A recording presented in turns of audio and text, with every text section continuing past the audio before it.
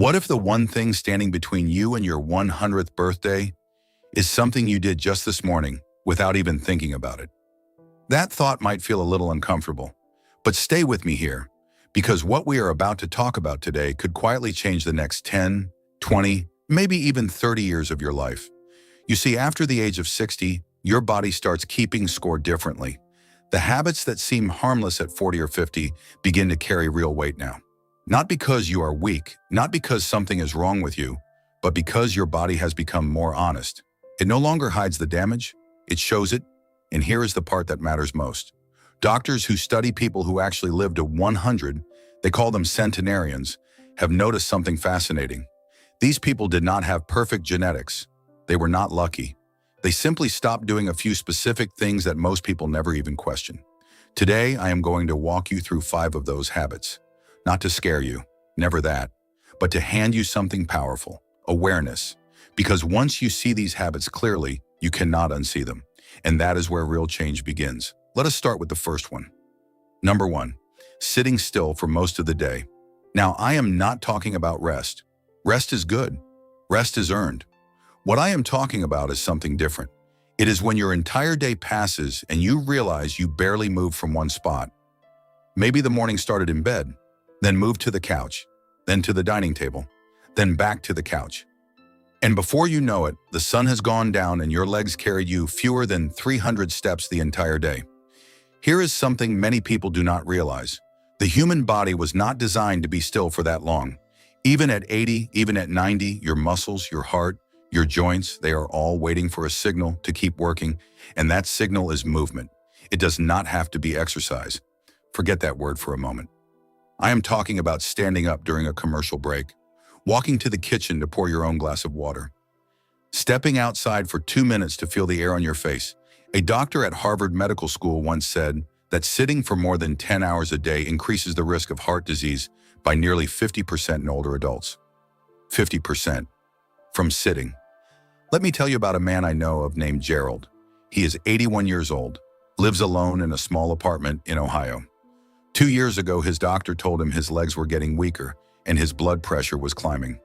Gerald did not join a gym. He did not start running. He bought a small kitchen timer. And every 45 minutes, when that timer goes off, he stands up, walks to his front door, opens it, looks outside for a moment, and walks back. That is it. 6 months later, his blood pressure had dropped. His legs felt steadier. His doctor asked him what changed. Gerald smiled and said, "I just started listening to the timer." Sometimes the smallest shift creates the biggest difference. Have you ever counted how many hours you sit in a single day? That number might surprise you. Number 2, eating alone and eating fast. This one is quiet. It sneaks up on people. After retirement, after children move away, after a spouse passes, something changes about meals. They stop being events. They become tasks, something to get through. You grab whatever is easy, you eat it standing at the counter, or in front of the television without really tasting anything.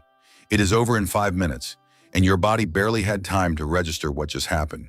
This is where things quietly go wrong. When you eat too fast, your stomach does not have time to send the signal to your brain that it is full. So you either eat too much or you eat too little because nothing felt satisfying. And when you eat alone every single day, something happens emotionally too. Meals start to feel like a reminder of who is no longer there. Doctors in Japan studied the eating habits of people on the island of Okinawa, where more people live past 100 than almost anywhere else on Earth. You know what they found? These people eat slowly, they eat together, and they follow a principle called hara-hachi-bu, which means they stop eating when they feel about 80% full, not stuffed, just satisfied. You do not need to move to Japan, but you can slow down, put your fork down between bites, sit at a table instead of standing at the counter. And if you live alone, try calling someone during a meal. Even a short phone call while you eat can change the entire experience. If you are still watching, type 2 in the comments. Just the number. That tells me you are here and you are paying attention. Number 3, carrying stress and worry to bed every single night. Now let me ask you something honestly. When you lay down at night and close your eyes, does your mind go quiet or does it get louder? If you are like most people over 60, nighttime is when the worry machine turns on. You think about your health, about money, about your children, about what happened 10 years ago that you still have not forgiven yourself for. And here is what most seniors are surprised when they learn. That nightly stress is not just emotional, it is physical. When your brain is stuck in a loop of worry, it releases a hormone called cortisol. In small doses, cortisol is fine. But when it stays elevated night after night, month after month, it begins to wear down your immune system, your heart, your memory. Doctors at the Mayo Clinic have linked chronic nighttime stress in seniors to higher rates of inflammation, weakened immunity, and even faster cognitive decline. Not because worry is dangerous in itself, but because it never lets your body fully rest. So what can you do? One thing, just one thing tonight. Before you close your eyes, say out loud 3 things that went okay today. Not amazing, not life-changing, just okay.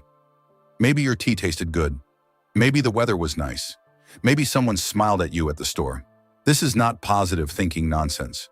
This is redirection. You are giving your brain something safe to land on before sleep. And over time, your cortisol levels actually begin to drop.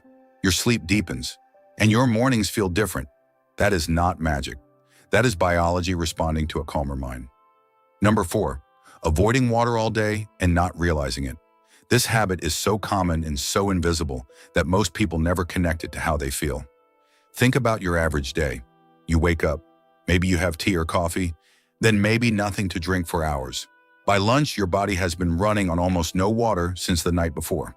Here is something that might surprise you. By the time you feel thirsty, your body's already dehydrated. Thirst is not an early warning, it is a late one, especially after 60 because your brain's thirst signal actually gets weaker with age. So you feel less thirsty even when your body desperately needs water.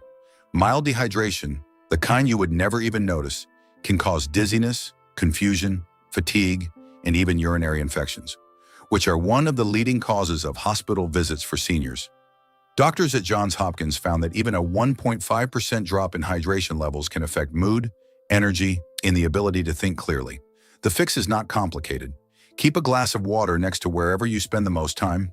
Every time you see it, take a sip. You do not need to drink 8 glasses. You just need to stop going hours with nothing. If this part makes sense, type 4 below. Just the number 5. Pulling away from people and choosing silence over connection. This is the one that breaks my heart a little, because it happens so gradually that you do not even realize it until one day you notice you have not spoken to another person in 3 days. Maybe friends have passed away. Maybe family is busy. Maybe you feel like you do not want to be a burden. So you stay quiet. You stop calling. You stop going out. And slowly, your world gets smaller and smaller. But here is what the research says. And this is not opinion. This is decades of medical data. Loneliness in seniors carries the same health risk as smoking 15 cigarettes a day. The same. The National Institute on Aging found that socially isolated seniors are 50% more likely to develop dementia and have significantly higher rates of heart disease. Your voice matters. Your presence matters. A 5-minute phone call to an old friend is not small talk. It is medicine. A wave to your neighbor is not nothing. It is survival. You do not need a big social life. You need one honest connection. One person who hears your voice regularly. That alone can add years. Now, as we come to the end of this video, I want you to take a breath, a real one, deep and slow. You just sat through 5 important truths, not to feel guilty, not to feel afraid, but to see clearly what you can change starting today, not tomorrow. Today, you do not have to fix everything at once. Pick one habit from this list, just one, and give it your attention for the next 7 days. That is all. Living to 100 is not about perfection. It is about small, quiet, daily choices that add up over years.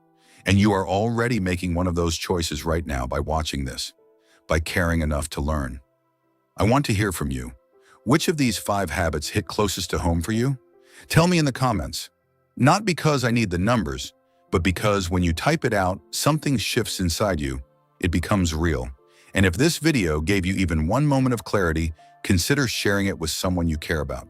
A friend, a sibling, a neighbor. Because sometimes the people who need this most are the ones who will never search for it on their own. Thank you for being here today. Thank you for your time. And I genuinely hope I see you in the next video. Take care of yourself. You have earned it.